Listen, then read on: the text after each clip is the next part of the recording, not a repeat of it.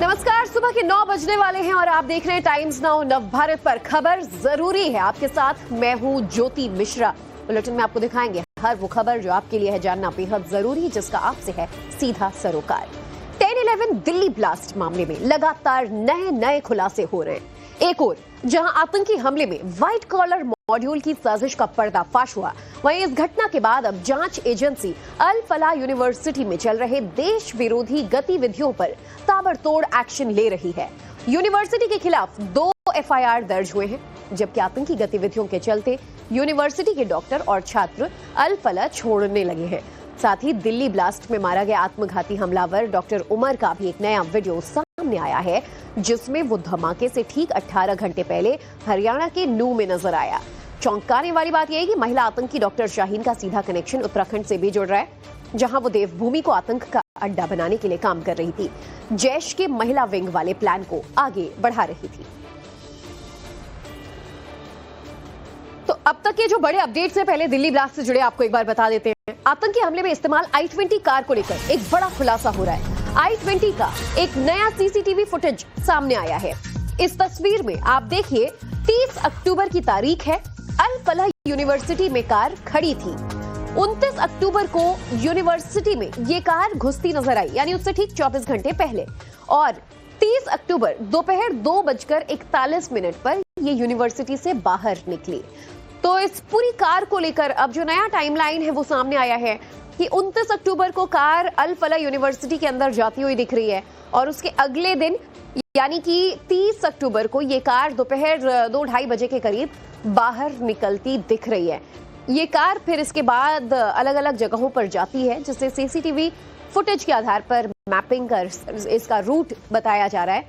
और 10 नवंबर को इसी कार में इस धमाके को अंजाम दिया जाता है। ये वही i20 है जिसमें उमर मौजूद था। डॉक्टर उमर ने इसमें विस्फोटक रखा था, और फिर दिल्ली में लाल किले के सामने यही कार जो है वो जोरदार धमाके के साथ ब्लास्ट होता है। तो अल फलाह यूनिवर्सिटी में ये कार खड़ी थी, और अब हर जो नया खुलासा हो रहा है उसका जो केंद्र बिंदु है कहीं ना कहीं वो अल फलाह यूनिवर्सिटी तक जरूर पहुंचता है। ऐसे में अल फलाह यूनिवर्सिटी को लेकर इस वक्त की एक और बड़ी खबर आपको बता दें। दिल्ली क्राइम ब्रांच ने यूनिवर्सिटी पर शिकंजा कस दिया है। यूनिवर्सिटी के खिलाफ अब 2 अलग अलग मामलों में FIR दर्ज हुई है। अल फलाह यूनिवर्सिटी पर धोखाधड़ी का भी केस दर्ज किया गया है। वहीं UGC की शिकायत पर भी अल फलाह पर FIR दर्ज कर दी गई है। अल फलाह यूनिवर्सिटी जो बड़ी एक स्तर पर फैला हुआ है, इसमें पिछले कई सालों से कैसे देश विरोधी गतिविधियों को अंजाम दिया जा रहा था, और डॉक्टर का चोला ओढ़े ये तमाम आतंकी और जैश से जुड़े डॉक्टर्स कैसे एंटी नेशनल एक्टिविटीज में लगे हुए थे, ये एक एक कर परत दर परत बातें सामने आ रही है। बहरहाल इसमें कई डॉक्टरों को न सिर्फ गिरफ्तार किया गया है, कई अब भी जांच के रडार पर हैं। और इस पूरी यूनिवर्सिटी को लेकर जो बड़े अपडेट्स आ रहे हैं कि 2 मामलों के तहत FIR दर्ज की गई है। वहीं दिल्ली पुलिस ने अल फलाह यूनिवर्सिटी को एक नोटिस भी दिया है। साथ ही कुछ डॉक्यूमेंट्स यूनिवर्सिटी की तरफ से मांगे गए हैं। इससे पहले दिल्ली पुलिस क्राइम ब्रांच की टीम ने अल फलाह यूनिवर्सिटी के हेड ऑफिस से कई डॉक्यूमेंट जब्त किए थे। सारी डिटेल्स वहां से ली गई थी। क्राइम ब्रांच ने तमाम डिटेल्स और रिकॉर्ड्स मांगे हैं। इसकी पूरी डिटेल देने के लिए कहा है। दिल्ली पुलिस की क्राइम ब्रांच ये डिटेल्स ED से भी शेयर करेगी, क्योंकि कैसे 30 एकड़ में फैला ये कैंपस देखते ही देखते 70 से ज्यादा एकड़ में फैला, इसमें फाइनेंशियल जो लेन देन है वो कब कैसे हुआ, इसकी डिटेल्स भी ED से शेयर की जाएगी। इस बीच अल फलाह यूनिवर्सिटी पर हरियाणा सरकार ने भी शिकंजा कस दिया है। अब उसकी जमीन की पैमाइश की गई है। इसकी पूरी जानकारी आपको मैं ग्राफिक्स के जरिए बताती हूँ। हरियाणा राजस्व विभाग ने इस जमीन की पैमाइश की है। पैमाइश की रिपोर्ट आला अधिकारियों को दी गई है। करीब 20 एकड़ में ये यूनिवर्सिटी की बिल्डिंग्स जो हैं वो बनी हुई हैं।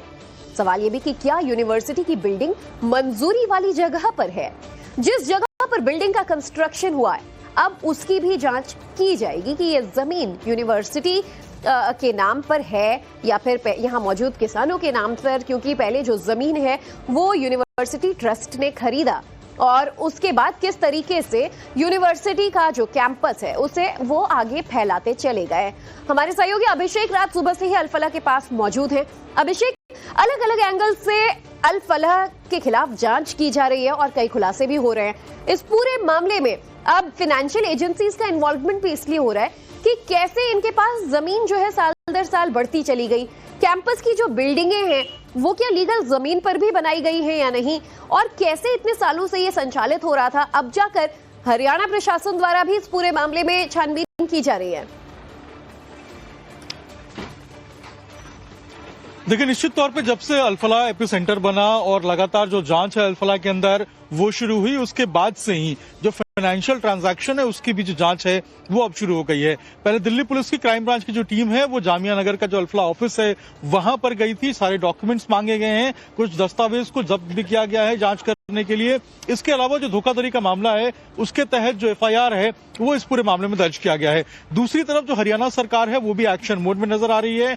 जो तहसीलदार हैं वो यहाँ पर पहुंचे थे, इसके अलावा राजस्व विभाग के जो कर्मचारी हैं वो यहाँ पर पहुंचे थे और अल्फला यूनिवर्सिटी की जो पैमाइश है वो कराई गई थी, नपाई जो है वो कराई गई है। और इसके बाद ये सवाल उठ रहे हैं कि जो 20 एकड़ में फैला हुआ ये अल्फला यूनिवर्सिटी था वो देखते ही देखते 70 एकड़ में कैसे फैल गया, और साल दर साल जो इसकी लेंथ और स्ट्रेंथ है वो इतनी ज्यादा कैसे बढ़ गई, इस बात की भी जांच की जा रही है। यही कारण है कि दिल्ली पुलिस की क्राइम ब्रांच जो है वो ईडी के साथ भी जो सारे डॉक्यूमेंट्स है, जो सारे इन्फॉर्मेशन हैं वो शेयर करेगी, क्योंकि ईडी जो है वो मनी लॉन्ड्रिंग और फाइनेंशियल जो ट्रेल है उसकी जांच करती है। और यही कारण है कि अल्फला यूनिवर्सिटी के जितने फाइनेंशियल ट्रांजैक्शंस हैं और जो मनी का जो पूरा फ्लो है उसकी जो जांच है वो ईडी हो सकता है कि करते हुए नजर आएगी। तो लगातार जो जांच है वो अब इस पूरे मामले में हाइप हो रही है। अलग अलग एजेंसियां, चाहे हम इसके जो ब्लास्ट की संदर्भ की बात करें तो एनआईए अभी जांच कर रही है, दिल्ली पुलिस की स्पेशल सेल जांच कर रही है। इसके अलावा जो हरियाणा की एसटीएफ है वो लगातार धौज के इलाके में, मेवात के इलाके में अलग अलग जगहों पे ताबड़तोड़ जो रेड है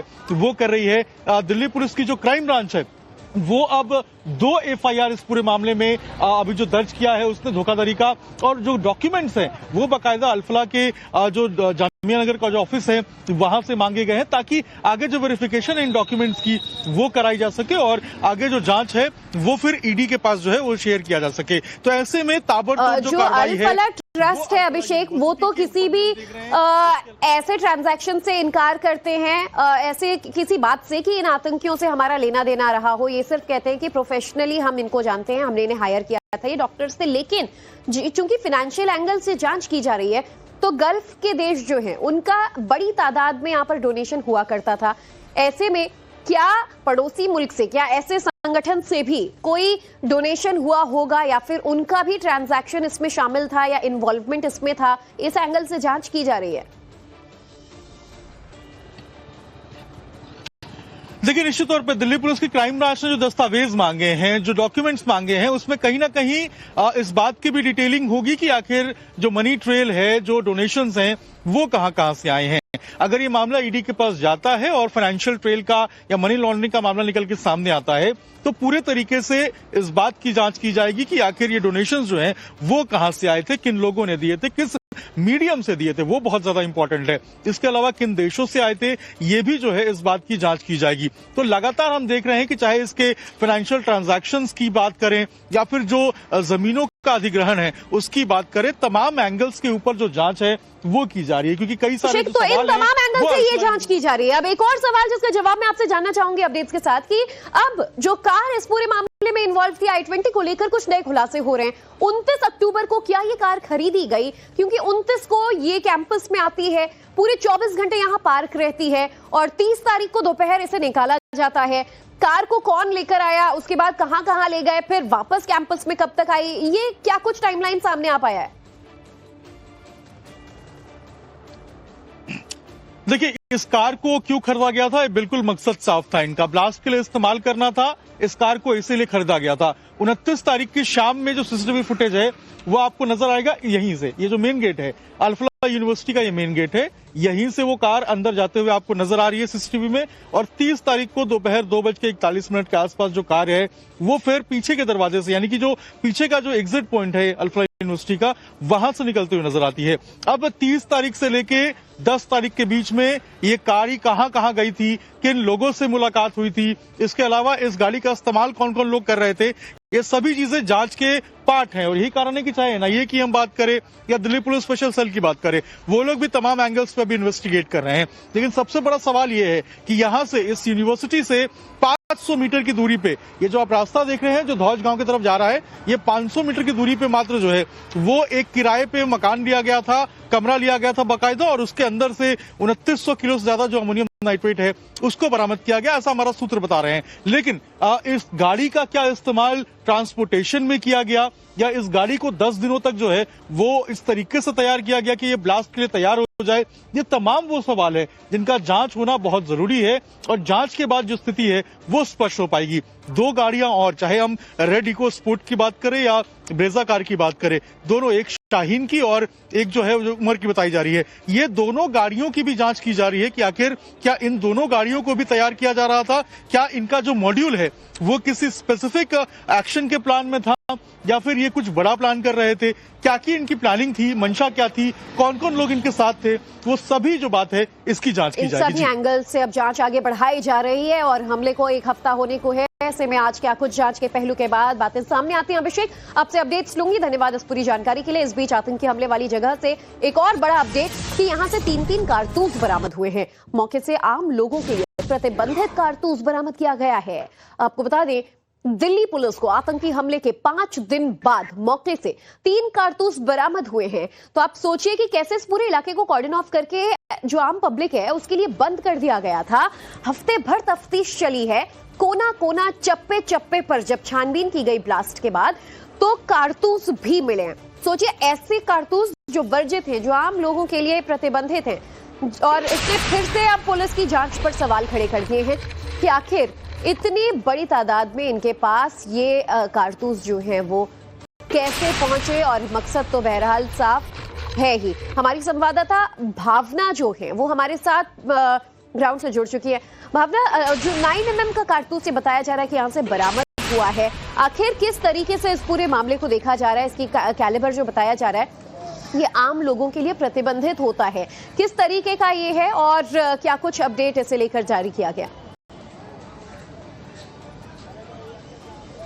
बिल्कुल ज्योति, इस वक्त हम लाल किले के ठीक सामने मौजूद है। ये वही इलाका है जहां पर सोमवार की शाम को ब्लास्ट हुआ था, जिसमें कई लोगों ने अपनी जिंदगी गंवा दी। लेकिन आप ये तस्वीर देखिए और ये जानकारी जो बड़ी सामने आ रही है निकलकर कि 3 जो कारतूस बरामद हुए थे 9mm के, आप उससे अंदाजा लगा सकते हैं कि एफएसएल की टीम ने तमाम सारे अवशेष जो इकट्ठा किए, अब उसके आधार पे भी जो जांच की प्रक्रिया है उसमें तेजी आ चुकी है कि आखिरकार क्या उमर के साथ कोई और भी यहां पर मौजूद था, आखिरकार वो कारतूस यहां पर कैसे पहुंचे। आप देख सकते हैं उसी रेड लाइट का ये एरिया है जहां पर वो ब्लास्ट हुआ था। अभी फिलहाल अगर बात करें तो अब रास्ते खोल दिए गए, सभी चीजें आपको सामान्य पहले की तरह नजर आ रही होंगी, लेकिन करीब 1 हफ्ते तक इस पूरे एरिया को बंद करके यहाँ पर करीब 200 से 300 मीटर तक जो जांच है वो चली है डॉग स्क्वाड्स की मदद से। गली गली में जो दिल्ली पुलिस के जवान थे वो उन्होंने पूरी जांच की है और कई सारी ऐसी चीजें बरामद की है जिनके आधार पर जांच की प्रक्रिया को और तेज किया जाएगा। फिलहाल सभी पहलुओं पे जो सुरक्षा एजेंसियां हैं वो जांच कर रही है। इसी बीच एक बड़ी खबर ये भी है कि अब दिल्ली के जिस इलाके में ब्लास्ट हुआ था यानी लाल किले के पास, वहां पर अब जिंदगी जो है वो सामान्य पटरियों पर दौड़ती हुई नजर आ रही है। जो दर्शक हमें देख रहे हैं उनके लिए जानकारी के तौर पे ये बता दें कि अब मार्केट्स जो है आज पूरी तरीके से खुल गए हैं, क्योंकि पिछले 1 हफ्ते से यानी सोमवार को जब ये ब्लास्ट हुआ तो मंगलवार से ये पूरा इलाका जो है वो बंद था। आप जो सामान्य लोग हैं उनके आने जाने की इजाजत नहीं थी, लेकिन आप देखिए सुबह से भारी तादाद में लोग शॉपिंग करने के लिए पहुंच रहे।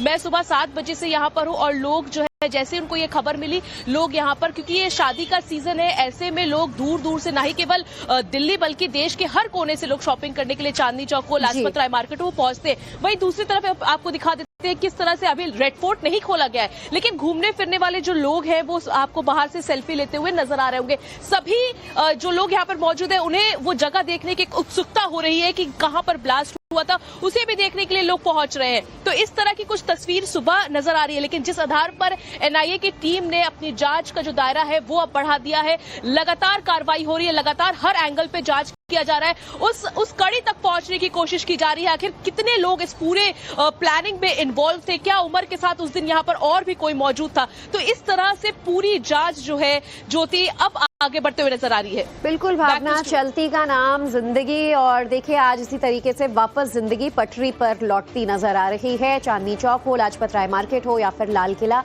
ये तमाम इलाके जो पिछले एक हफ्ते से सुनसान वीरान नजर आ रहे थे, वहां अब वापस से रौनक नजर आने लगी है। भावना, शुक्रिया आपका इस पूरे अपडेट के लिए। इस बीच एक और बड़ी खबर आपको बता दें, आतंकी डॉक्टर उमर के मददगारों पर भी एक्शन तेज हो गया है। मेवात से फैजान नाम के एक शख्स को हिरासत में लिया गया। ये वो तमाम अब अलग अलग किरदार इस पूरे प्लॉट में सामने आ रहे हैं जो इनके मददगार थे, जिनके कहीं ना कहीं मदद से ये ब्लास्ट को अंजाम दे पाया।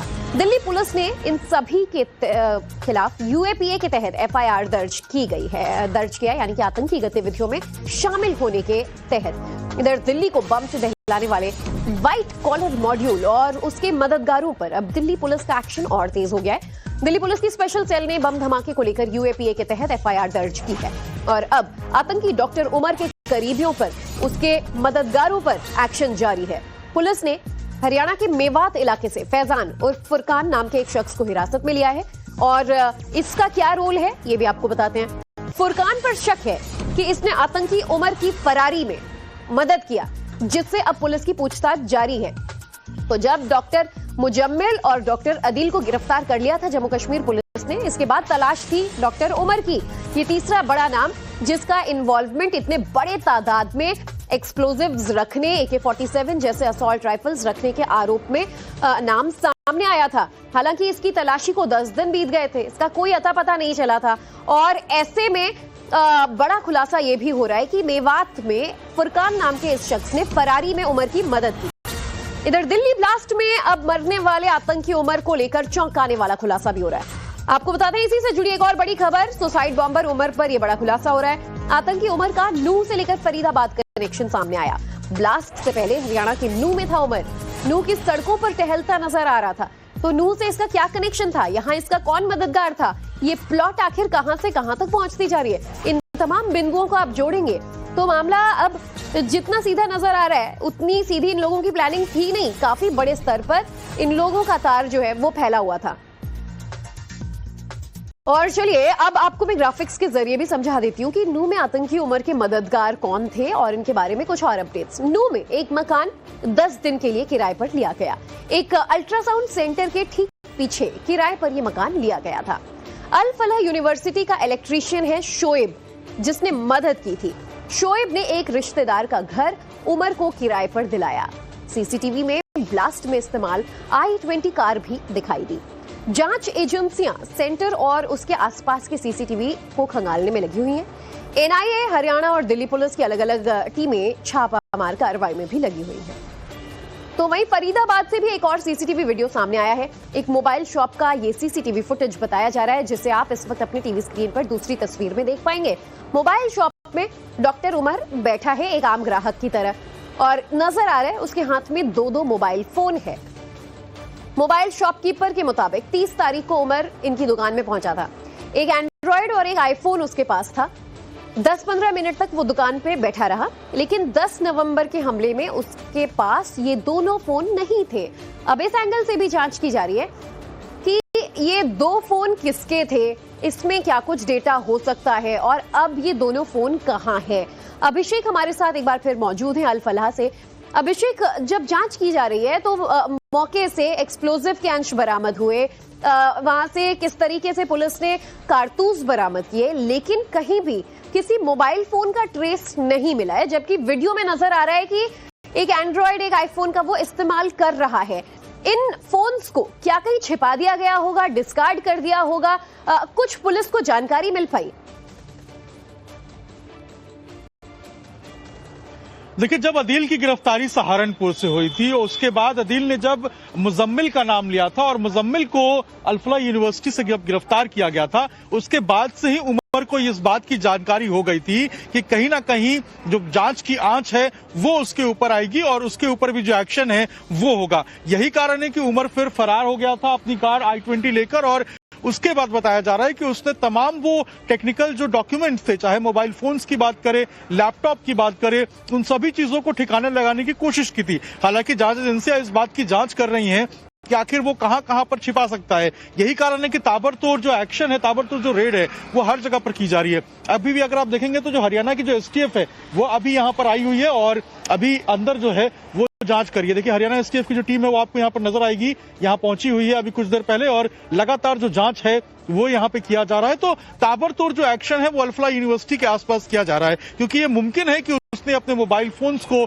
अपने जो लैपटॉप्स हैं उनको, टेक्निकल डॉक्यूमेंट्स को छुपाने के लिए जो किसी नदी का या किसी नहर का सहारा लिया हो या कहीं पे उसने फेंक दिया हो। बहुत मुमकिन है कि वो यहाँ से निकलने से पहले और दिल्ली में ब्लास्ट करने के पहले इन तमाम सबूतों को छिपाने की कोशिश कर रहा हो। यही कारण है कि वो तमाम लोग जो उसके करीबी हैं उनसे लगातार पूछताछ की जा रही है। कुछ लोगों को अभी हिरासत में भी लिया गया है। एनआईए लगातार मामले की जांच कर रही है, एनआईए लगातार पूछताछ कर रही है। हरियाणा की जो एसटीएफ है वो लगातार पूरे गांव के अंदर छानबीन कर रही है कि कौन कौन से ऐसे जगह है जहां पर वो छिपा सकता है या कौन कौन उसके ऐसे जानकार है जहां पर वो रख सकता है। तो लगातार जो कार्रवाई है, जो जांच है, वो इस पूरे मामले में की जा रही है। अब जो नया सीसीटीवी फुटेज है उसमें साफ तौर पर दिख रहा है कि 29 तारीख को जो कार है वो इसी गेट से अंदर जाती है I-20 और 30 तारीख को बाहर निकलती है। अब 29 और 30 में एक दिन रुकने के बाद ये 10 दिन तक कहां जाती है, इसके अंदर जो एक्सप्लोजिव है उसको कब लोड किया जाता है, इन सभी बातों की जो जांच है वो अभी एजेंसियां जो है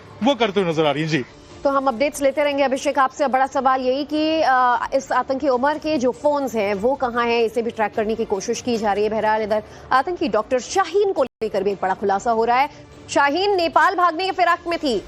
बड़ी खबर सूत्रों के हवाले से 6 दिसंबर को ब्लास्ट करने का इन लोगों का प्लान था और इसके बाद ये नेपाल भागने के फिराक में थी। शाहीन से बरामद गैजेट्स की जांच में ये खुलासा हुआ है कि वो तैयारी कर रही थी कि 6 दिसंबर को अगर इनके प्लानिंग के हिसाब से पूरा जो प्लॉट है वो जाता तो फिर जिस दिन आपको याद होगा बाबरी कांड हुआ था, ध्वस्त हुआ था, उसी दिन इन लोगों का प्लान था दिल्ली को दहलाने का।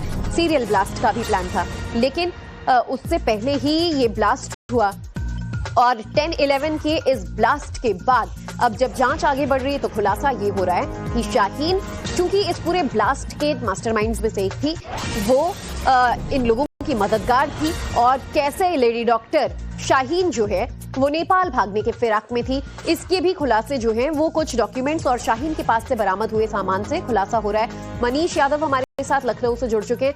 मनीष, क्या क्या पूछताछ में बातें सामने आ पाई है या फिर ऐसे डॉक्यूमेंट्स, दस्तावेज बरामद हुए जिससे ये साफ हो रहा है कि शाहीन नेपाल भागने के फिराक में थी? वो नेपाल भागती तो डेफिनेटली इनकी प्लानिंग ऐसी होगी कि बाकी आतंकी भी शायद नेपाल में पनाह ले सकते थे। काफी आगे तक की प्लानिंग इन लोगों ने षड्यंत्र रच रखा था। देखिए, बिल्कुल 6 दिसंबर तारीख मुकर्रर की गई थी कि कैसे और कब घटना को अंजाम दिया जाना है। उसके बाद सुरक्षित निकासी के लिए सबसे जो मुफीज ठिकाना होता है वो नेपाल होता है। तो ऐसे में यूपी के लखीमपुर और महाराष्ट्र के रास्ते नेपाल भागने की इन सभी की योजना थी। परवेज और शाहीन के बीच जो संवाद हुआ है, जो परवेज के पास से इलेक्ट्रॉनिक गजट बरामद हुए हैं, उनसे ये जानकारी यूपी एटीएस की टीम को मिली है कि ये लोग 6 दिसंबर की घटना को अंजाम देने के बाद सुरक्षित तरीके से नेपाल जाने की योजना पर काम कर रहे थे। सेशन ऐप बनाई गई थी जिसके जरिए ये आपस में संपर्क किया करते थे। वहां से ये जानकारी मिली है कि जब घटना को अंजाम दिया जाना था उसके बाद सारे लोग अलग अलग, कोई बहराइच बॉर्डर से, कोई लखीमपुर बॉर्डर से, कोई महाराजगंज बॉर्डर से नेपाल पहुंचते और जहां पर नेपाल एक ऐसी सुरक्षित जगह है जहां पर यूपी पुलिस का दखल नहीं रहता, इंडियन पुलिस का दखल नहीं रहता और आराम से बाहर कहीं जाया जा सकता है। और पहले भी जो टेरर फंडिंग के लिंक मिले हैं लखीमपुर के रास्ते नेपाल से जुड़ते रहे हैं। गुजरात एटीएस ने सहारनपुर के जिस डॉक्टर को उठाया था उसकी निशानदेही पर लखीमपुर के एक व्यक्ति की गिरफ्तारी भी हुई थी। कल यूपी एटीएस की टीम भी वहां पहुंची थी। तो ऐसे में पूरा नेटवर्क बनाकर नेपाल तक पहुंचने की योजना थी। हालांकि नेटवर्क को ट्रैक करते करते उत्तर प्रदेश, उत्तराखंड तक तो पुलिस एटीएस पहुंच गई है, एनआईए पहुंच गई है। अब मुझे लग रहा है जांच का जो ये रडार है, क्या ये नेपाल तक भी पहुंच सकता है? देखिए, बिल्कुल जो जानकारी मिल पा रही है इलेक्ट्रॉनिक गजट के हवाले से, उसमें नेपाल में बैठे शख्स भी इनकी मदद कर रहे थे। नेपाल से कनेक्शन भी सामने आ रहा है, तो नेपाल के तार भी जुड़ रहे हैं और पहले भी जुड़ते रहे हैं। बड़ी बात यह है कि पहले भी कई सारी ऐसी आतंकी घटनाएं हुई हैं जिनमें नेपाल के रास्ते अयोध्या तक पहुंचने की कोशिश के कई खुलासे हुए हैं। जो रेकी करने वाले लोग हैं वो भी नेपाल से जुड़े रहे हैं। तो ऐसे में नेपाल का फायदा, वहां पर जो ओपन बॉर्डर है उसका फायदा ऐसे संगठन उठाते रहते हैं और शाहीन और परवेज की योजना भी इसी तरह थी। बिल्कुल, और देखिए इनकी क्या कुछ योजना थी। ये जो पूरी प्लानिंग प्लॉटिंग हुई है इसमें बड़े खुलासे हो रहे हैं। मनीष, आपका धन्यवाद। इस जानकारी के लिए इधर आतंकी डॉक्टर शाहीन को लेकर एक और बड़ा खुलासा। उत्तराखंड में भी साजिश को लेकर ये लेडी डॉक्टर आतंकी शाहीन काफी ज्यादा एक्टिव थी। उत्तराखंड में जैश की महिला विंग से जुड़े इसके लिंक। उत्तराखंड में आतंकी शाहीन के लिंक ट्रेस हुए हैं और यूपी एटीएस को बड़ा नेटवर्क मिलने का शक है। तो बड़ी खबर इस वक्त की शाहीन को लेकर अब बड़े बड़े खुलासे हो रहे हैं।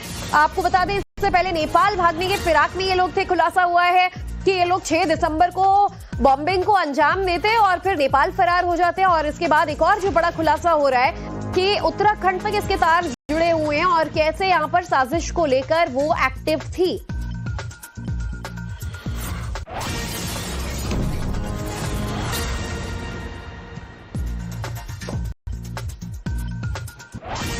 इस बीच तमाम बड़ी खबरों का सिलसिला लगातार जारी है। यूपी एटीएस ने 5 कश्मीरी छात्रों को हिरासत में लेकर उनसे पूछताछ शुरू की है।